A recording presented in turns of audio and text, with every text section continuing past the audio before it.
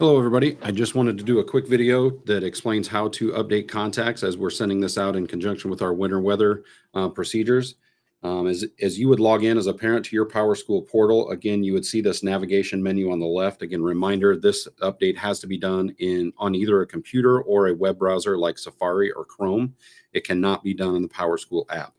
So you would not find this navigation menu in the app. You would if you pull it up on a computer or web browser of some kind. So update contacts is mostly towards the bottom. You would go and find the update contacts item or icon, click that, and it would bring you to this page.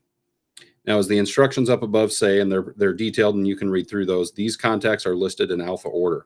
Again, they all have the same last name. So F, G, G, M, and U, put them in alpha order.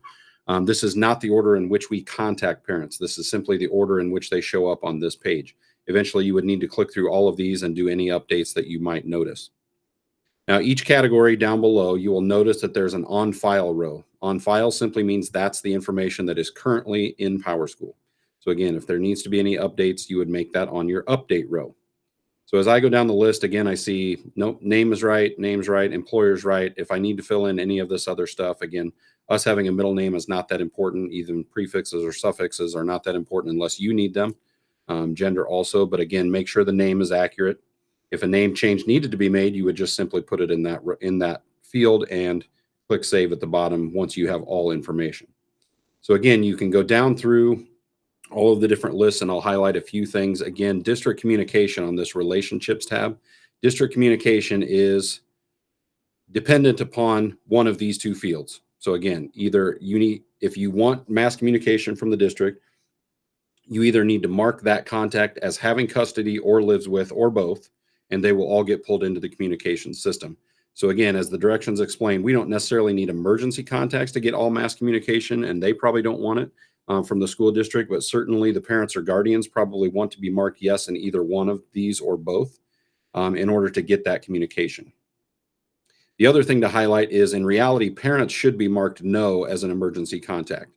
The definition of an emergency contact for the school is anybody other than the parent or guardian that we would contact if we cannot get a hold of the parent or guardian first. The school is always going to try to attempt to contact parents or guardians first.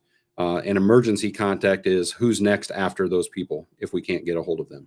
So again, if it's mother, father, stepfather, those kind of things that actually live with or have custody of that kid, they are probably not an emergency contact, whereas like we have above, grandma, grandpa, and uncle are not, or they would be emergency contacts because they are not parents or guardians. So again, whatever would need to be changed, you would put in the field down below and hit save. So again, just to emphasize, you only need to make updates to things that are wrong. So if I look at this address and I say, okay, this isn't the right address, it needs to be 371,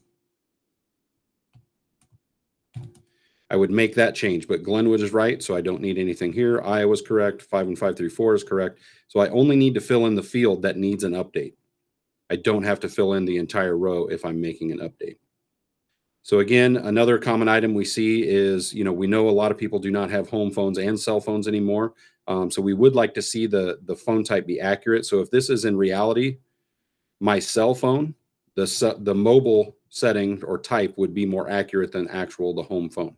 And again, just as an FYI, we don't need you to enter the same phone number as 3 different types.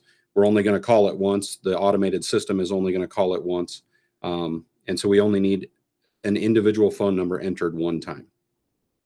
Obviously, email addresses for, again, those parent or guardians, email addresses are very helpful in many occasions and part of how we do mass communication. Obviously, emergency contacts who wouldn't need to receive that constant communication or mass communication from the district don't need an email address filled in.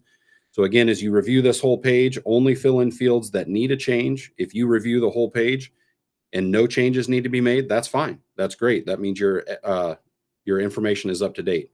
So then you could just move on to another contact and make sure that their information is up to date.